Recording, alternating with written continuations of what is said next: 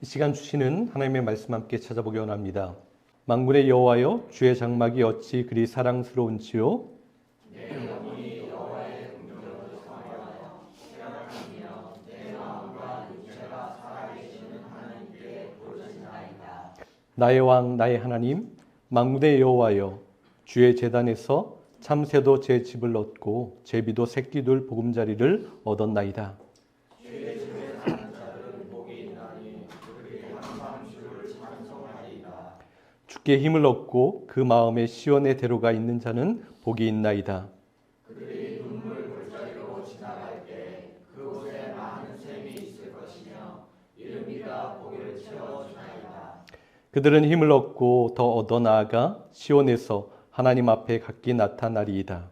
만군의 하나님 여호와여, 내 기도를 들으소서. 야곱의 하나님이여, 귀를 기울이소서. 우리 방패이신 하나님이여, 주께서 기름 부으신 자의 얼굴을 살펴보옵소서. 주의 궁정에서의 한날이 다른 곳에서의 첫날보다 나은즉 악인의 장막에 사는 것보다 내 하나님의 성전 무기로 있는 것이 좋사오니. 여호와 하나님은 해요 방패이시라. 여호와께서 은혜와 영화를 주시며 정직하게 행하는 자에게 좋은 것을 아끼지 아니하실 것임이니이다. 만군의 여호와여, 주께 의지하는 자는 복이 있나이다. 아멘. 시편을 읽어가다 보면 곳곳에 아름다운 보석처럼 반짝이는 고백 그리고 기도를 발견할 때가 있습니다.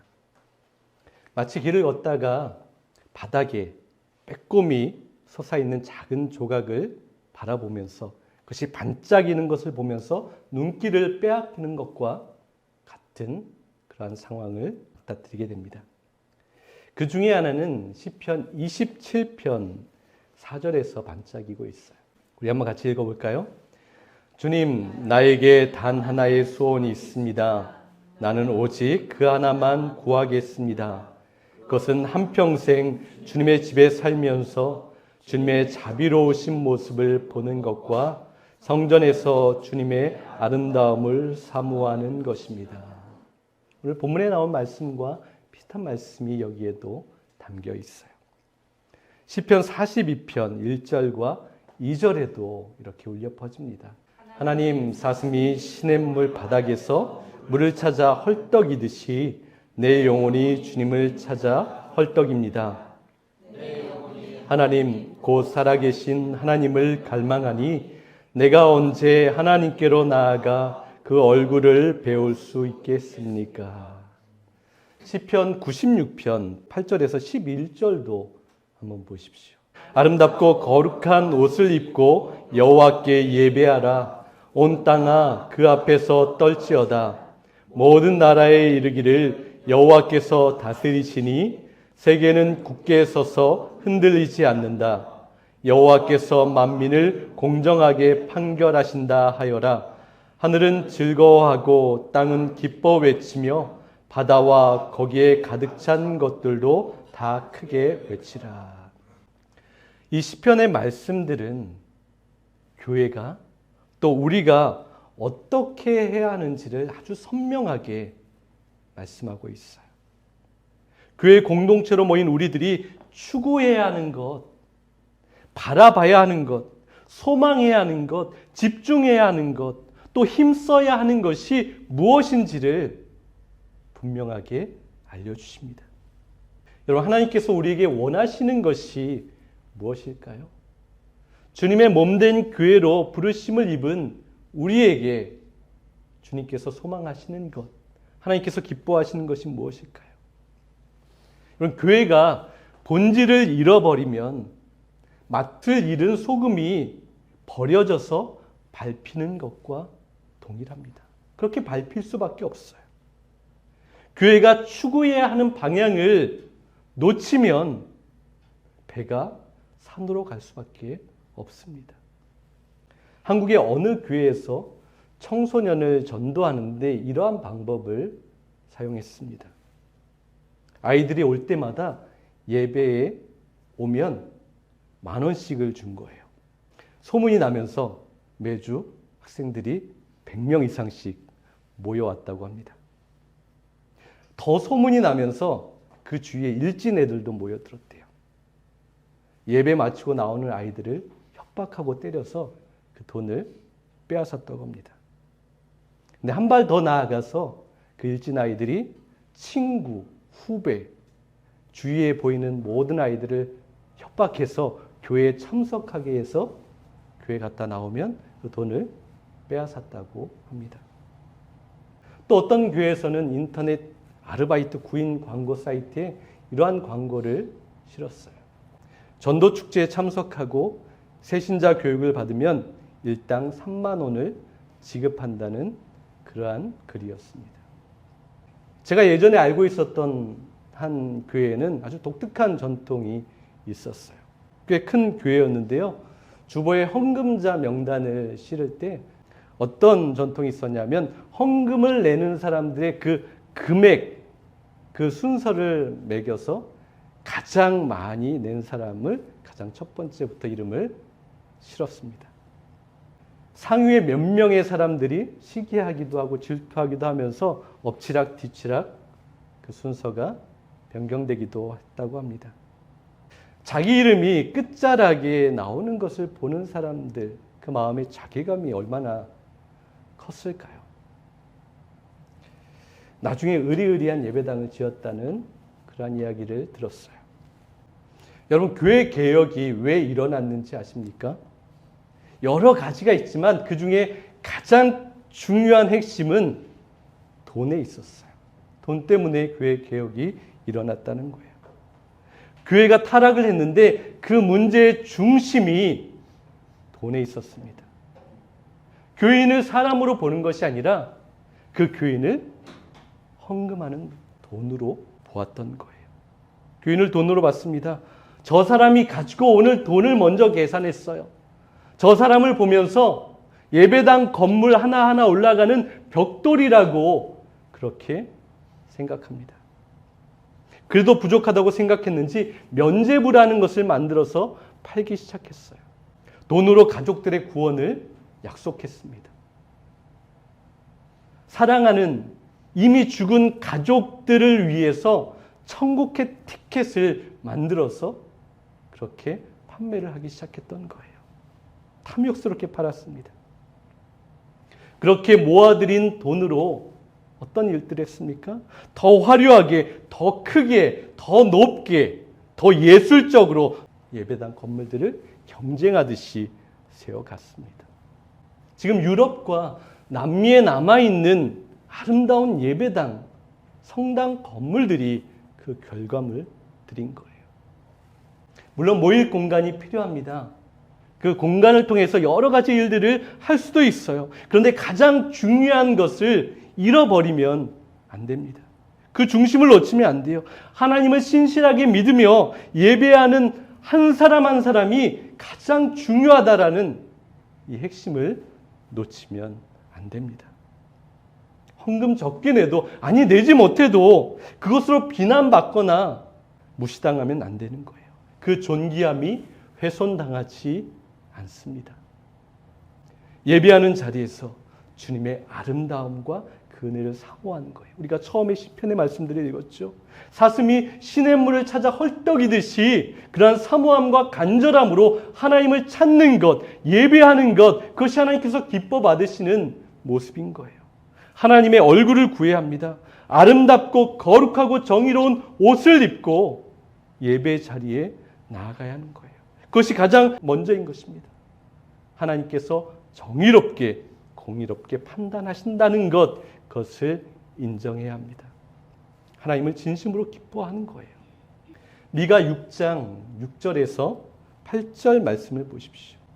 내가 주님 앞에 나아갈 때에 높으신 하나님께 예배 드릴 때에 무엇을 가지고 가야 합니까? 번제물로 바칠 1년 된 송아지를 가지고 가면 됩니까? 수천 마리의 양이나 수만의 강 줄기를 채울 올리브 기름을 드리면 주님께서 기뻐하시겠습니까? 내 허물을 벗겨주시기를 빌면서 내 맏아들이라도 주님께 바쳐야 합니까? 내가 지은 죄를 용서하여 주시기를 빌면서 이 몸에서 난 자식까지도 바쳐야 합니까? 너 사람아, 무엇이 선한 일인지를 주님께서 이미 말씀하셨다. 주님께서 너에게 요구하시는 것이 무엇인지도 이미 말씀하셨다. 오로지 정의를 실천하며 한결같이 주님을 사랑하고 겸손한 마음으로 너희 하나님과 교제하며 사는 것이 아니겠느냐. 하나님과 예배하며 사는 것, 하나님을 정말 사모하며 신실함으로 그 무엇도 필요하지 않다라는 마음으로 하나님 앞에 나아가는 것, 그것을 하나님께서 가장 기뻐하신다라고 말씀하십니다. 여러분, 하나님께서 우리에게 원하시는 것을 절대 잊지 마십시오. 우리 교회에 바라시는 그 뜻에 집중하시기를 바랍니다. 우리가 이 본질을 놓치면 안 됩니다. 가장 중요한 핵심을 놓치면 안 되는 거예요. 꼭 기억하세요. 마음에 새기십시오. 생각에 새기십시오. 온몸과 신경과 감각과 세포 속에 아주 강하게 각인시켜 놓으십시오. 우리 빛의 교회가 첫 예배를 드린 지 이제 3년 차에 들어갔습니다. 작은 개척교회는 3년에서 5년 사이가 가장 힘들다라고 합니다. 처음에는 기쁜 마음, 설레임, 여러 가지 열심을 가지고 함께 모였다가 시간이 지나면서 그 열정과 열심이 없어지고 힘이 빠지게 되는 경우가 많이 있어요. 겪어야 하는 현실들이 많이 있습니다. 우리는 아닐 거야 라고 생각하지만 대부분의 그런 교회들이 동일한 문제를 경험하고 있어요. 섬기고 봉사하다가 지칩니다. 헌금에 대한 부담도 있어요. 기대했던 것만큼 새로운 교인도 찾아오지 않아요. 전도도 쉽게 되지 않습니다.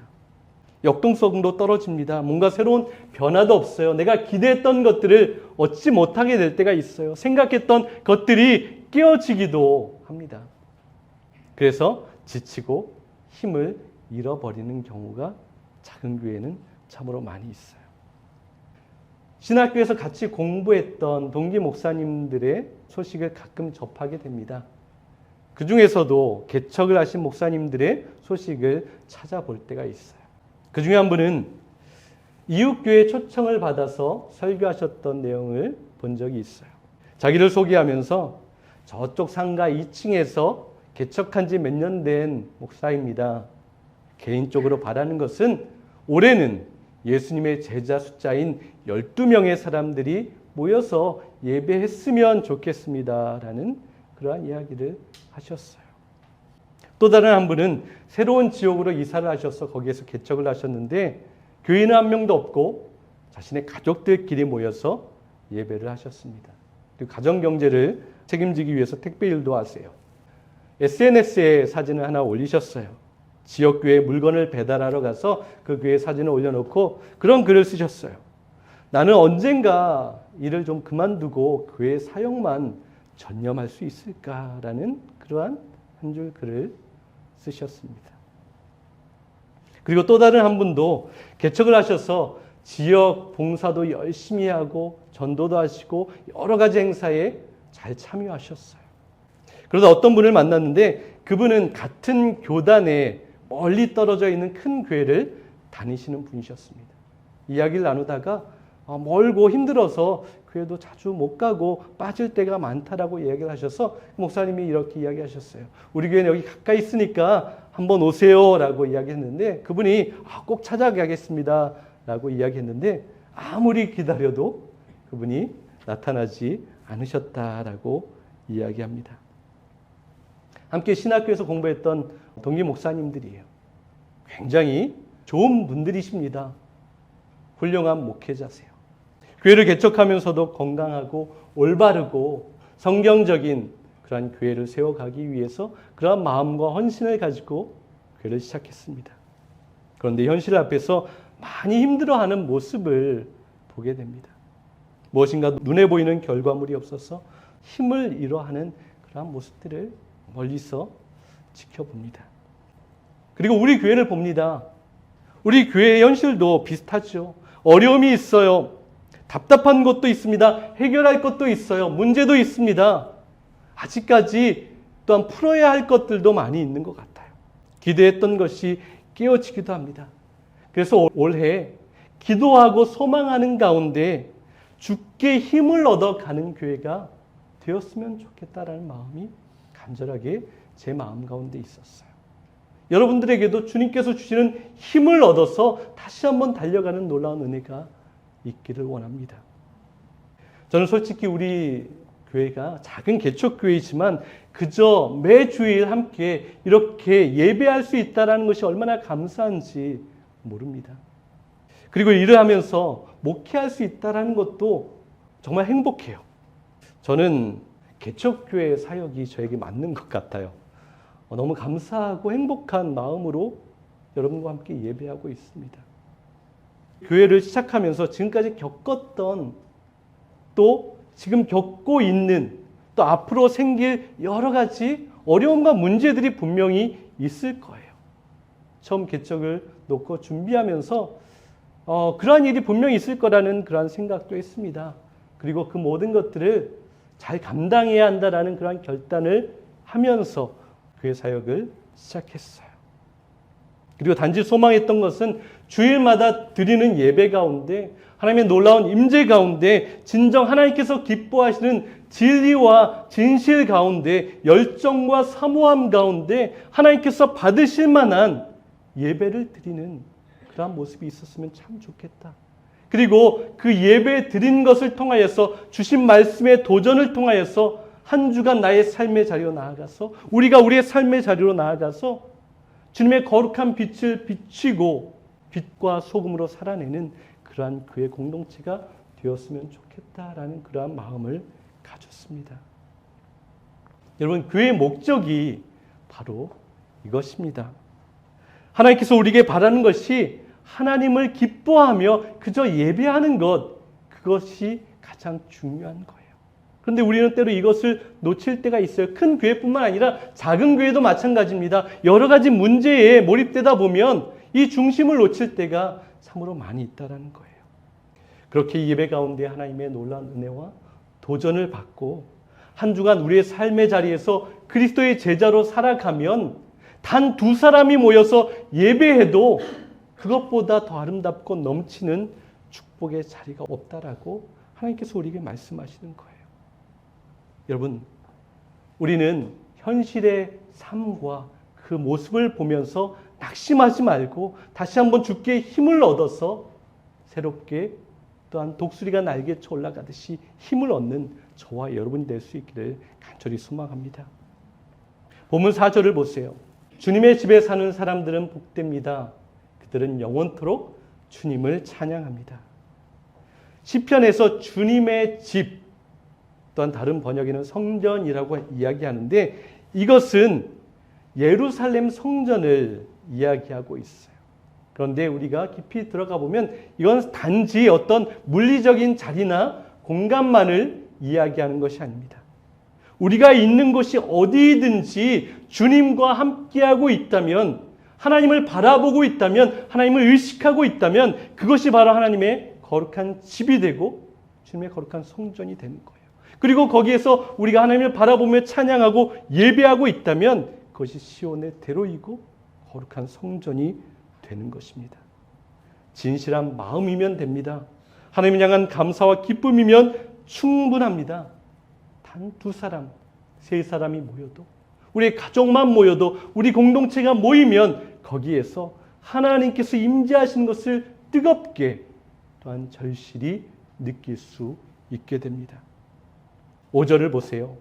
주님께서 주시는 힘을 얻고 마음이 이미 시온의 순례길에 오른 사람들은 복이 있습니다. 우리 한번 같이 읽어볼까요? 주님께서 주시는 힘을 얻고 마음이 이미 시온의 순례길에 오른 사람들은 복이 있습니다. 시온의 대로, 시온의 그 순례길, 믿음의 길 위에 우리는 이미 올라가 있다라고 말씀해 주고 계시고요. 그 위에서 걸어가고 있는 모든 사람이 복이 있다라고 하십니다.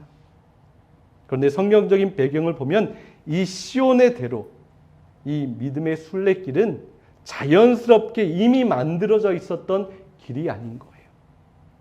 많은 예배자들이 만들어 갔던 길인 거예요. 이 길을 걷는 사람들을 통해서 조금씩 그 길이 생기고 그 길이 닦이고 매끄럽게 만들어졌어요. 울퉁불퉁한 길이 평탄케 했습니다. 돌뿌리들을 빼내었어요. 높은 언덕을 깎아내었고 웅덩이를 메우는 그러한 사람들이 있었던 거예요. 하나님께 예배하러 가는 수많은 사람들이 그 길을 지나갔기 때문에 그 길이 예배의 길이 생겨나게 되었어요. 그래서 이 시온의 순례의 길, 믿음의 순례길을 가는 사람들은 길을 만드는 사람들인 거예요. 예배의 길, 믿음의 길을 날마다 만들어갔습니다. 여러분, 우리들도 참으로 오랜 시간 동안 여러 가지 길을 만들며 살아갑니다. 그런데 이것은 보이는 길이 아니에요. 우리 마음 가운데 생기는 길을 우리는 참으로 오랜 기간 만들어 왔습니다. 내 마음속에 어떠한 길들이 닦여져 있습니까? 어떠한 길들이 넓혀지고 있어요? 어떠한 길이 매끄럽게 되고 있습니까? 하나님을 더 신뢰하는 그 마음의 길이 단단히 닦여야 합니다. 날마다 하나님의 말씀을 따라 행하는 길이 더 넓어져야 하는 거예요. 내 어떠한 환경과 상황에서도 주님을 원망하지 않고 감사하고 기뻐하는 그 길이 만들어져야 합니다. 힘들어도 속상해도 답답해도 신경질 나도 낙심할 일이 생겨도 가장 먼저 하나님을 예배하는 그 예배의 길로 우리는 올라가서 달려가야 하는 거예요. 그럼 실망의 길을 만들지 마십시오. 낙심의 길을 닦지 마십시오. 하나님께서 기뻐하시지 않는 불평의 길을 넓히지 마시기를 바랍니다. 그리고 중요한 것이 있습니다. 우리가 시온의 대로 믿음의 순례길을 만들어 걷게 된 것은 주님께서 힘을 주셔서 주님께 힘을 얻어서 그 길을 걷게 하셨다는 거예요. 그 길을 만들게 하셨습니다. 우리의 힘과 우리의 지혜와 우리의 노력과 우리의 열심이 그 길을 만든 것이 아니에요. 주님께 힘을 얻은 사람들이 하나님께서 인도하심을 따라 그 길을 만들어내었습니다. 그래서 이 믿음의 길이 진정 감사하고 행복한 것은 우리의 계획과 힘으로 하는 것이 아니라 주님께서 그 길을 시작하셨고 우리를 인도하시고 완성하시고 아름답게 성화를 이루실 것을 우리는 믿는 거예요. 빌립보서 1장 6절을 보십시오. 여러분 가운데 선한 일을 시작하신 하나님께서 그리스도 예수께서 다시 오시는 그날까지 그 일을 완성하실 것을 나는 확신합니다. 주님께서 우리의 길을 시작하게 하셨다면 그것을 완성하신다는 거예요. 그럼에도 또 기억할 것이 있습니다, 여러분. 주님께서 주시는 힘을 얻고 이미 시온의 순례길을 걷는 자들의 길 가운데 그 길이 평탄하지만은 않다라는 사실인 거예요. 아니, 오히려 그 길이 눈물 골짜기를 지나가야 합니다. 6절을 보세요. 그들이 눈물 골짜기를 지나갈 때라고 이야기합니다. 이 눈물 골짜기, 영어에는 그렇게 표현되어 있는데요. 원문에도 보면 박하 골짜기라고 표현되어 있어요. 이 박하 골짜기라는 의미가 두 가지가 있는데요. 예루살렘 성전으로 가는 그 길을 통과하는 그 지역을 의미합니다. 박하라는 그러한 골짜기를 지나가야 했던 거예요. 이 박하 골짜기는 메마른 땅입니다. 아주 넓고 긴 광야인 거예요. 물이 없습니다. 그것을 통과하는 것은 고통인 거예요. 침을 꿀꺽 삼키고 견뎌야 하는 길입니다. 눈물이 왈칵 쏟아지고 울 수밖에 없는 고통이 있는 길이라고 표현하고 있어요. 이미 믿음의 순례의 길을 가는 사람에게 왜 하나님께서 이 박하, 이 눈물의 골짜기를 지나가게 하시는지 이해가 되진 않지만 그래서 이 메마른 골짜기를 가야 하는데 답답함과 불편도 생기지만 모든 순례자는 이 길을 지나가야만 했던 거예요.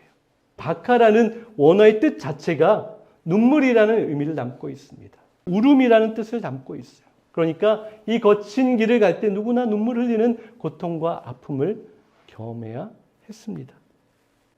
여러분, 우리 삶에 참 많은 순간에 이 박하와도 같은 눈물의 골짜기를 지나가게 됩니다.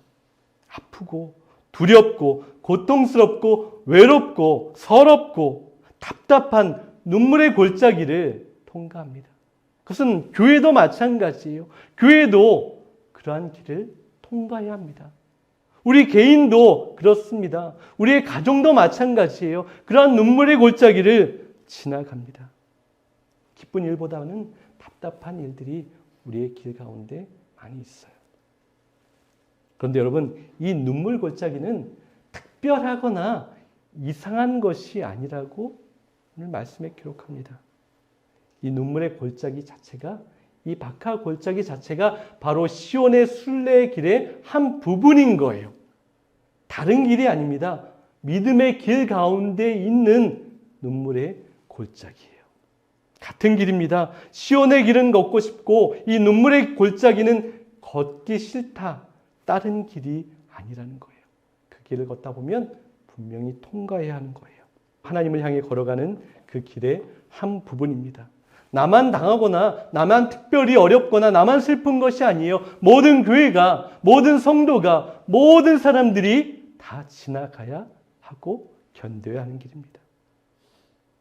그러면 불평이 생길 때도 있어요. 그런데 불평할 것이 아니라 너무 감사한 것이 있습니다. 피할 수 없는 그 눈물 골짜기, 그 박하의 골짜기를 우리 혼자 가는 것이 아닙니다. 6절을 다시 보세요. 같이 읽어볼까요? 그들이 눈물 골짜기를 지나갈 때에 샘물이 솟아서 마실 것입니다. 가을비도 샘물을 가득 채울 것입니다. 다른 번역에 보면 이른비도 샘물을 가득 채울 것입니다 라고 표현하고 있어요. 이 말씀은 무엇입니까? 하나님의 손길이 그 길 가운데 함께 하신다는 거예요. 하나님께서 동행하십니다. 아니요, 여러분. 하나님께서 이미 먼저 가셔서 우리의 모든 것을 준비하고 계세요. 하나님께서 먼저 달려가십니다. 하나님께서 그곳에서 우리가 그 지나갈 길을 기다리고 계시고 거기에 하나님의 은혜를 준비하고 계셨습니다. 그 눈물의 골짜기에서 무엇을 준비하셨다라고 말씀하시죠? 그 메마른 광야에 샘물들을 준비하셨다라고 말씀하십니다. 거기에서 맑은 샘물이 흘러나오는 거예요. 그리고 가을 비를 내려주셔서 그것이 채워지게 하셨어요. 이른비라고 말씀하고 있습니다. 그것은 비가 잘 오지 않는 것이에요. 그리고 아직 비가 내릴 때가 아닙니다. 그런데 하나님께서 그 길을 걷는 우리들을 위해서 하나님의 놀라운 은혜와 이적과 기적들을 베푸시는 거예요. 그래서 우리는 그것을 경험할 때 이 순례자의 길을 갈 수 있어요. 눈물의 골짜기를 담대하게 나아갑니다. 하나님, 그럴 바에는 그러한 눈물의 골짜기 없이 그냥 하나님의 은혜를 준비하시면 되지 않겠습니까? 라고 우리는 생각하지만 하나님의 인도하심은 여러분 그냥 그렇습니다. 이해되지 않지만 왜 그런지 모르겠지만 하나님은 항상 우리 인생 가운데, 우리 믿음의 길 가운데 그렇게 일하시고 역사하세요. 우리 교회도 지나가야 합니다. 저와 여러분도 지나가야 합니다.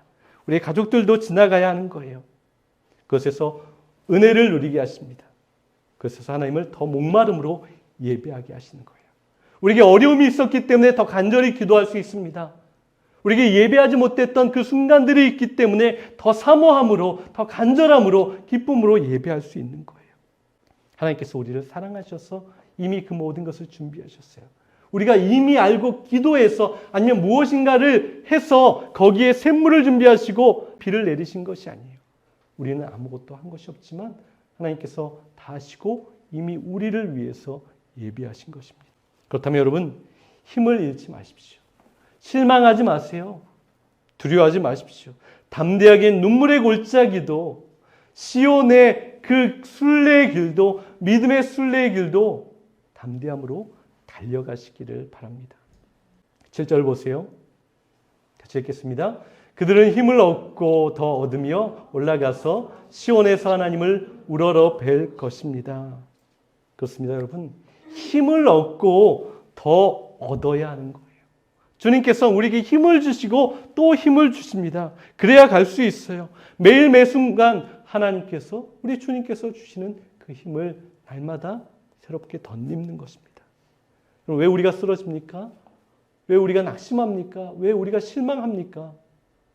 내 안에서 그 힘을 얻어내고 발견하려 하기 때문에 그렇습니다. 누군가를 바라보면서 그 힘을 얻으려고 하기 때문에 그런 거예요. 우리 믿음의 사람은 오직 주님께 힘을 얻고 또 얻을 때 우리는 이 길을 갈 수 있어요. 그렇게 우리 교회를 세워갈 수 있습니다. 그렇게 우리의 마음과 믿음도 든든히 세워갈 수 있습니다. 사랑하는 여러분, 2025년 매 순간 눈물의 골짜기를 걸을 때에도 또한 하나님께서 우리에게 허락하신 그 믿음의 순례길을 다닐 때에도 항상 기뻐하고 감사하고 힘을 얻어 나아갈 수 있기를 원합니다. 그리고 그 눈물의 골짜기에서 준비해 주신 샘물과 흡족한 은혜의 비를 통하여서 우리의 삶에 충만하고 기쁨이 넘치는 그런 놀라운 은혜를 체험하는 저와 여러분 될 수 있기를 간절히 소망합니다.